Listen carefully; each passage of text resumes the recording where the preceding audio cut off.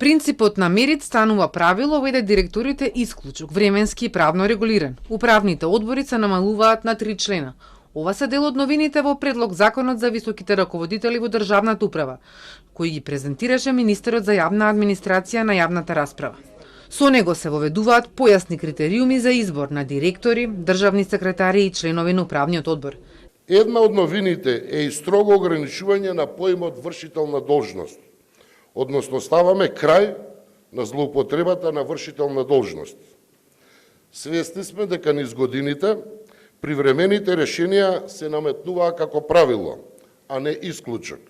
Позицијата повеќе не е титула, туку одговорност за резултати.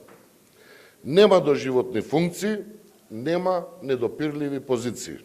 Од Центарот за граѓански комуникации имаат забелешки во однос на поставувањето на вршители на должност, но и за комисиите за избор на кандидатите.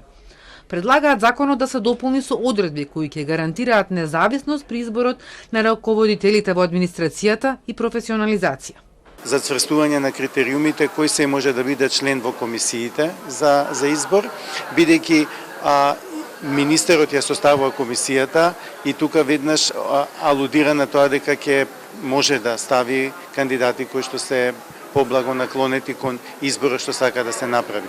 Предвидување да мора да се именува прворангираниот кандидат, а не бидејќи и сега имаме решение да се понуди ранг листа и слобода, дискреционо одлучување на министерот на кој да избере еден од тие 5 или 3.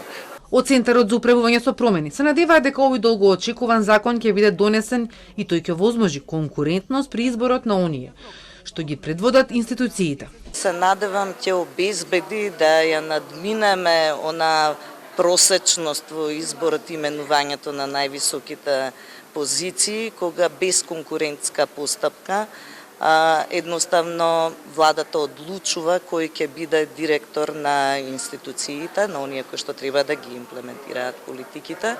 Ова решение нуди конкурентност, нуди поголема транспарентност и поголема отчетност. Законот за високите раководители е поставен на енер за забелешки и е дел од реформската агенда.